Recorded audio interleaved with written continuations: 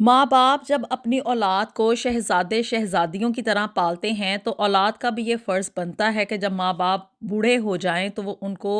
بادشاہوں کی طرح رکھیں۔ قرآن پاک میں بھی یہ حکم دیا گیا ہے کہ اور اگر تمہارے سامنے ان میں سے ایک یا دونوں بڑھاپے کو پہنچ جائیں تو انہیں اف بھی نہ کہو اور نہ انہیں جھڑکو اور ان سے ادب سے بات کیا کرو۔ لیکن بدقسمتی سے ساری اولادیں جو ہیں وہ فرما بردار نہیں ہوتی اور نہ ہی اپنے ماں باپ کو بڑھاپے میں جا کے سنبھالتی ہیں۔ آج آپ کے ساتھ UK میں رہنے والے ایک ایسے ہی شخص کی میں کہانی شیئر کرنے جا رہی ہوں جس نے کہ بڑھاپے میں اپنے ہی باپ کے ساتھ ایسا سلوک کیا کہ اس نے گوروں کو بھی پیچھے چھوڑ دیا۔ بسم اللہ الرحمن الرحیم، اللہم صلی علی محمد و آل محمد و بارک وسلم۔ السلام علیکم ایوری ون، ایک نئے دن اور ایک نئے ولاگ کا آغاز کرنے جا رہے ہیں، اور جی آج کی اس ویڈیو میں جو شیئرنگ کرنے جا رہی ہوں یہ آپ کہہ لیں کہ بھی جگ بیتی تو نہیں ہے، لیکن کچھ لوگوں کے ساتھ زندگی میں کچھ ایسے واقعات ہو جاتے ہیں، ایسے حادثات رونما ہو جاتے ہیں کہ وہ دوسروں کے لیے عبرت کا نشان بن جاتے ہیں، یا کہہ لیں کہ دوسروں کے لیے سبق آموز جو ہے نا کہانی لازمی وہ اپنے پیچھے چھوڑ جاتے ہیں۔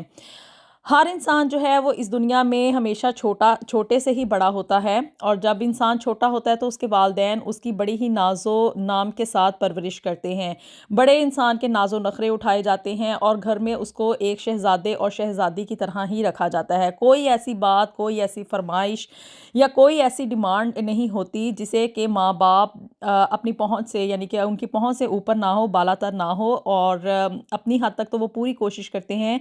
کہ بچے کی ہر ڈیمانڈ نہ پوری کی جائے اگر وہ ود ان لمٹس رہ کے ہو۔ اور ایون میں نے یہاں تک دیکھا ہے کہ ماں باپ جو ہیں وہ خود اپنی خواہشات کا گلا گھونٹ کے نا اپنے بچوں کی خواہشات اور ان کی جو فرمائشیں ہوتی ہیں نا اس کو پورا کرتے ہیں۔ اب جب ماں باپ اپنے بچوں کو، یعنی کہ ایک ماں باپ کی کتنی اولادیں ہوتی ہیں، 3 بچے ہوتے ہیں، 4 ہوتے ہیں، 5 6 اس طرح سے، مطلب ملٹیپل تعداد ہوتی ہے، اور ماں باپ اپنے سارے بچوں کو بہت ہی زیادہ ناز اور نخرے کے ساتھ نہ پالتے ہیں۔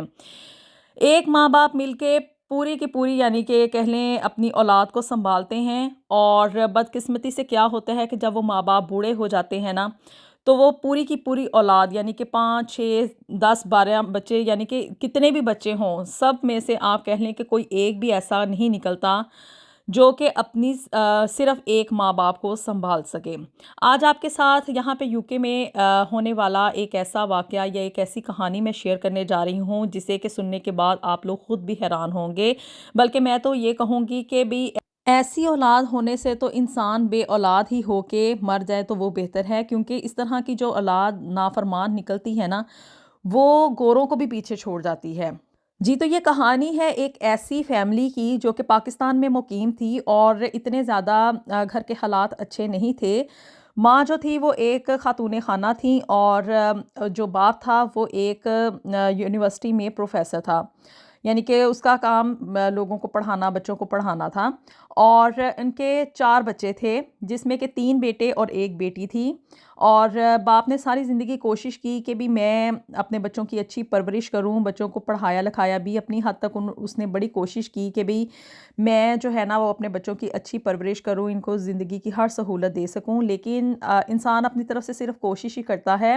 باقی جو قسمت میں لکھا ہوا ہوتا ہے اس کو کون ٹال سکتا ہے۔ گھر کے حالات اتنے زیادہ اچھے نہیں تھے، تو جی ان میں سے اس کا ایک بیٹا جو تھا نا وہ یہاں پہ UK میں آ گیا۔ اب جی توقیر وہاں پہ پاکستان میں جو تھا نا وہ پڑھ رہا تھا، ابھی اس نے اپنی 12th اسٹینڈرڈ جو تھا وہ پاس نہیں کیا تھا، یعنی کہ ابھی 12ویں جماعت کا ہی طالب علم تھا، جبکہ اس نے یہ فیصلہ کر لیا کہ بھی میں یہاں پہ UK میں جاؤں گا اور وہاں جا کے ڈھیر سارا پیسہ کماؤں گا۔ وہ اس کوشش میں کامیاب بھی ہو گیا، کیونکہ ان دنوں میں نہ تو اتنا اسٹوڈنٹ ویزا کے اوپر یہ تھا کہ بھی ڈاکومنٹس وغیرہ چیک ہوتے تھے کہ ڈگری جو ہے وہ جعلی ہے یا نقلی ہے یا اصلی ہے یا کیا ہے کیا نہیں ہے، کیونکہ ان زمانے میں نا اتنا آپ کہہ لیں کہ بھی ویریفیکیشن کا پروسیس جیسے کہ آج کل ایفیشینٹ ہے نا ویسے نہیں ہوا کرتا تھا۔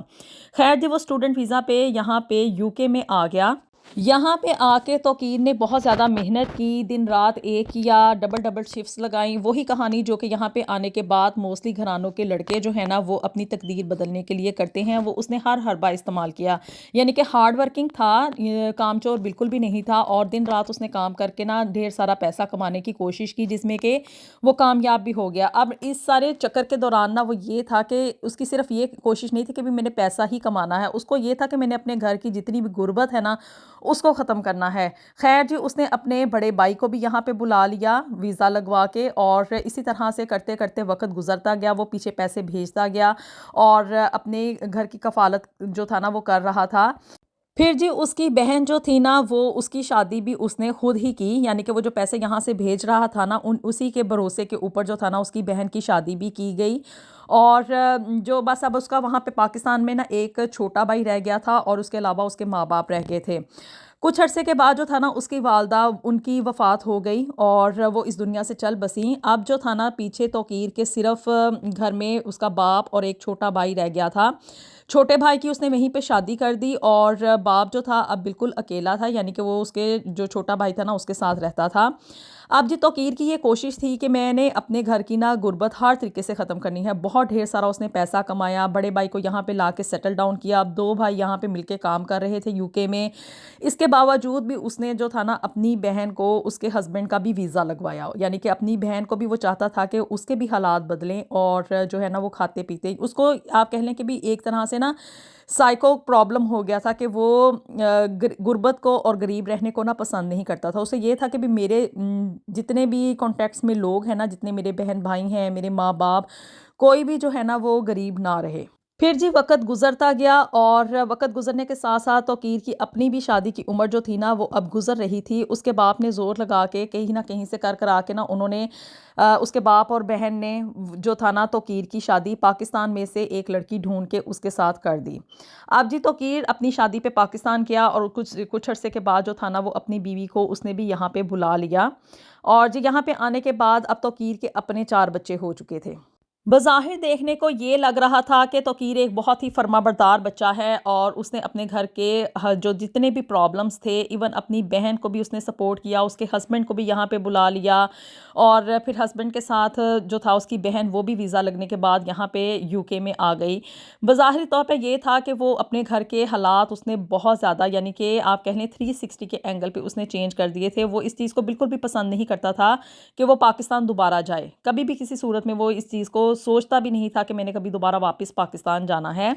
اب جی توقیر کو یہاں پہ آئے ہوئے بہت ڈھیر سارا عرصہ گزر چکا تھا، اور اب اس کا فادر جو یعنی کہ اس کا باپ تھا نا وہ کافی زیادہ بوڑھا ہو چکا تھا، ریٹائرمنٹ بھی اس کی ہو گئی، اور ریٹائرمنٹ کے بعد اب چونکہ اس کی بیوی یعنی کہ جو توقیر کی والدہ تھی وہ تو وہاں پہ تھی نہیں، اور توقیر کا جو باپ تھا نا وہ بہت زیادہ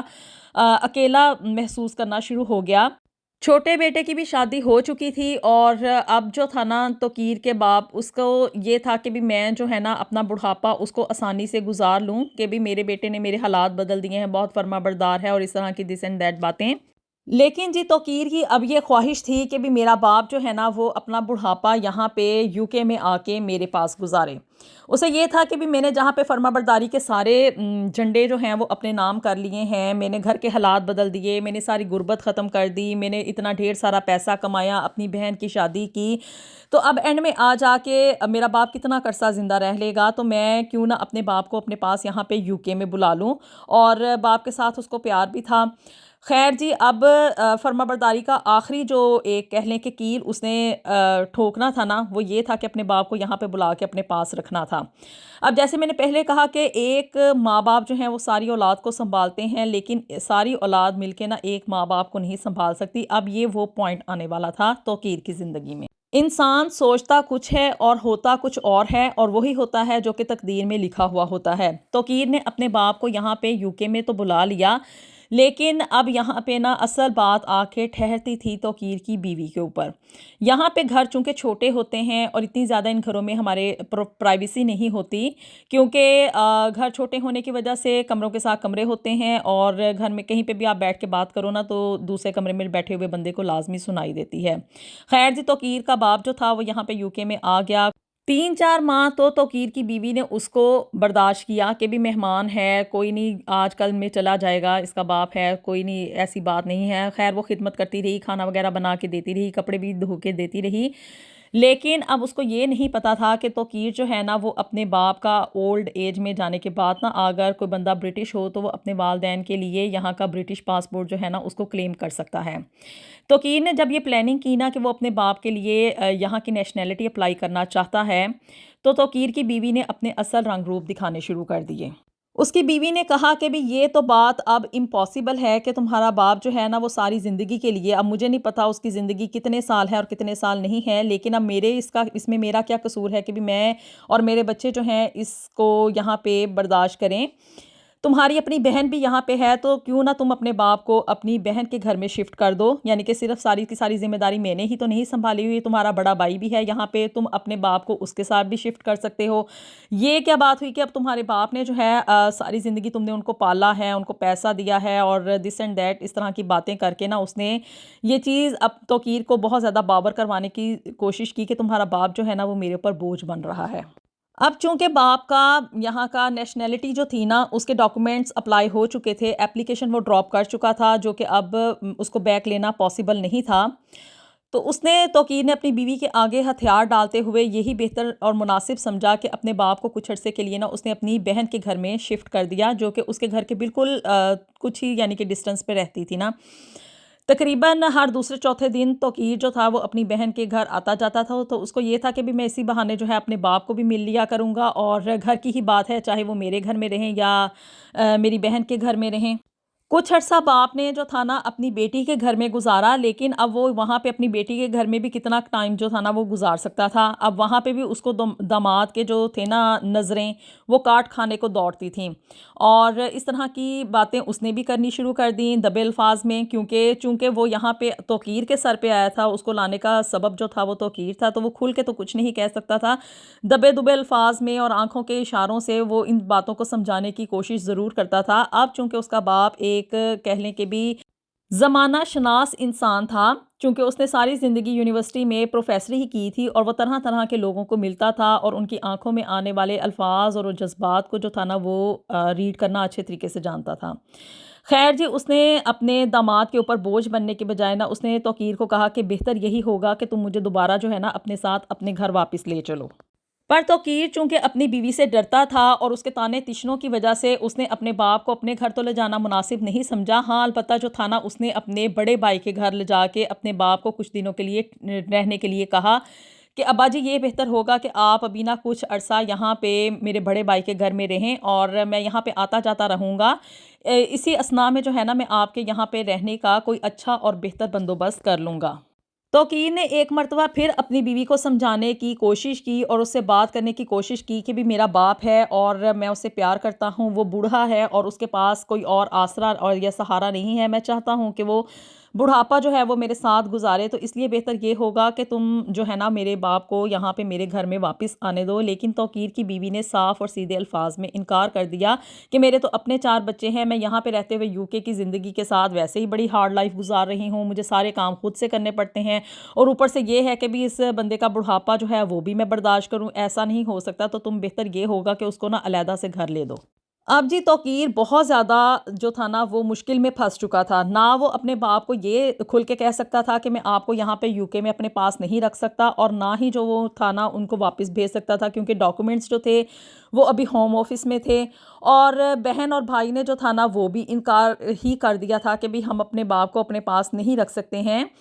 तो जी अब आ जाके ना उसके पास एक यही ऑप्शन बचती थी कि वो अपने बाप को ना अलहदा से घर लेके दे। इतना अब उसके पास बजट नहीं था कि वो अलहदा से घर जो था वो उसको मॉर्गेज उसकी पे करे या उसका रेंट पे करे। तो उसने जो था ना अब आप सोचें उसने क्या किया होगा। गोरे जो है ना अपने पेरेंट्स को जब वो बूढ़े हो जाते हैं तो ओल्ड एज होम में भेज देते हैं। अब ये बात भी तौकीर के लिए जो था ना वो नाकाबिले बर्दाश्त थी और एक्सेप्टेबल नहीं थी, क्योंकि फिर इस तरह से ख़ानदान वालों के जो बातें होती हैं ना वो सामने आ जाती हैं कि अपने बाप को ओल्ड एज होम में भेज दिया। तौकीर ने एक ऐसा काम किया, आप यकीन माने कि जिसे सुन के ना आप लोग भी हैरान रह जाएंगे। उसने यहाँ की जो कौंसल होती है ना उसको एप्लीकेशन ड्रॉप कर दी कि मेरा बाप बूढ़ा है और यहाँ का नेशनल है, और जी उसके पास यहाँ पे रहने के लिए कोई घर नहीं है, हमारे घर में इतनी ज़्यादा स्पेस नहीं है कि हम लोग उसको अपने घर में रख सकें, क्योंकि मेरे भी 4 बच्चे हैं। उसने अपने बूढ़े बाप को जो था ना उसके बुढ़ापे में کونسل کے ہوم میں شفٹ کر دیا. یعنی کہ اتنا زیادہ انسان آپ کہہ لیں کہ بے حس ہو جاتا ہے کہ اچھا بھلا کھاتا پیتا انسان یہاں پہ اس نے آ کے کتنے پیسے کمائے، کیا کچھ نہیں اس نے کیا، اپنا گھر لیا، بھائی کو یہاں پہ بلایا، بہن کو بلایا، اور سب کچھ ہونے کے باوجود، اللہ کی دی ہوئی ساری نعمتیں ہونے کے باوجود جو تھا نا، بڑھاپے میں اس شخص نے یعنی کہ توقیر نے اپنے باپ کو یہاں کے کونسل کے گھر میں جگہ دلوائی اور وہاں پہ اس کو مجبور کیا کہ وہ وہاں پہ ایک کمرے کے فلیٹ میں شفٹ ہو جائے اور وہاں پہ رہ کے اپنی زندگی گزارے. اور ساتھ ساتھ اس کو یہ بھی کہا کہ بھی یہ میں نا آپ کو یہ گھر بائی کر دوں گا. اس بات کو نا آپ سمجھیں کہ یہاں کے جو ہے نا ہم نے بینیفٹس لیے ہیں یا کوئی ایسا کام ہو. حالانکہ کیا اس نے یہی سارا کچھ تھا کہ بھی اس نے وہاں کے جو کونسل بے گھر لوگوں کو گھر دیتی ہے نا، اس نے اپنے باپ کو بے گھر کیا پہلے، اور پھر اس چیز کا فائدہ اٹھاتے ہوئے اس نے وہاں پہ کونسل کے گھر میں اپنے باپ کو شفٹ کیا اور پھر وہیں پہ اس کو ساری زندگی رہنے کے لیے مجبور کر دیا. بیچارہ بوڑھا یہاں پہ اب کرتا مرتا کیا نہ کرتا. اور اس نے جو تھا نا پھر اپنی ساری زندگی اسی گھر میں گزاری. حالانکہ بوڑھا تھا، بیمار تھا، اور توقیر دن اور رات یعنی کہ صبح بھی جاتا تھا، شام بھی جاتا تھا اپنے باپ کو دیکھنے کے لیے. لیکن سٹل آپ لوگ سوچیں کہ بھی اولاد جو ہے نا وہ اتنی زیادہ بے حس ہو جاتی ہے اور اتنی زیادہ مجبور ہو جاتی ہے کہ اپنے والدین کو بڑھاپے میں جو ہے نا ارد گرد کی ٹھوکریں کھانے کے لیے چھوڑ دیتی ہے. توقیر نے کھلے الفاظ میں تو اپنے باپ کے سامنے اس چیز کا اعتراف نہیں کیا کہ اس کے گھر میں بوڑھے باپ کے رہنے کے لیے کوئی جگہ نہیں ہے، لیکن اس نے پورے طریقے سے اپنے باپ کو یہ بات اچھے طریقے سے سمجھا دی تھی کہ آپ اب میرے ساتھ میرے گھر میں نہیں رہ سکتے. تو اس کا یہی حل ہے کہ اگر آپ نے یہاں پہ UK میں رہنا ہے نا تو آپ یہاں پہ کونسل کے ہوم میں رہیں. میں یہاں پہ آتا جاتا رہوں گا، بچے بھی آ کے آپ کو مل جایا کریں گے. لیکن سٹل آپ لوگ دیکھیں کہ بھی کتنی زیادہ بے حسی کی انتہا ہے. یہ بات گوروں کے لیے تو سمجھ آتی ہے کہ گورے جب ان کے والدین بوڑھے ہو جاتے ہیں، ان کے پاس ٹائم نہیں ہوتا تو وہ اپنے والدین کو اولڈ ایج ہوم میں چھوڑ آتے ہیں. لیکن کسی بھی پاکستانی اور مسلمان کے لیے یہ بات سمجھنا اور اس کو ایکسیپٹ کرنا ناقابل قبول ہے کہ بھی ایک لڑکا یا ایک بچہ جو ہے، جو کہ ساری زندگی فرما بردار ہونے کی پوری کوشش کرتا رہا، آخرکار اپنی بیوی کے ہاتھوں مجبور ہو کے اس نے اپنے بوڑھے باپ کو جو تھا نا وہ زمانے کی ٹھوکروں پہ چھوڑ دیا. آپ لوگوں کی اس بارے میں کیا رائے ہے؟ اپنی رائے سے مجھے ضرور آگاہ کیجیے گا. ویڈیو پسند آئی ہو تو اس کو لازمی لائک اینڈ شیئر بھی کر دیں، اور جی میرے چینل کو بھی جلدی سے سبسکرائب کر دیں. ملیں گے آپ سے نیکسٹ ویڈیو میں with something new and something very interesting. Until then اللہ حافظ.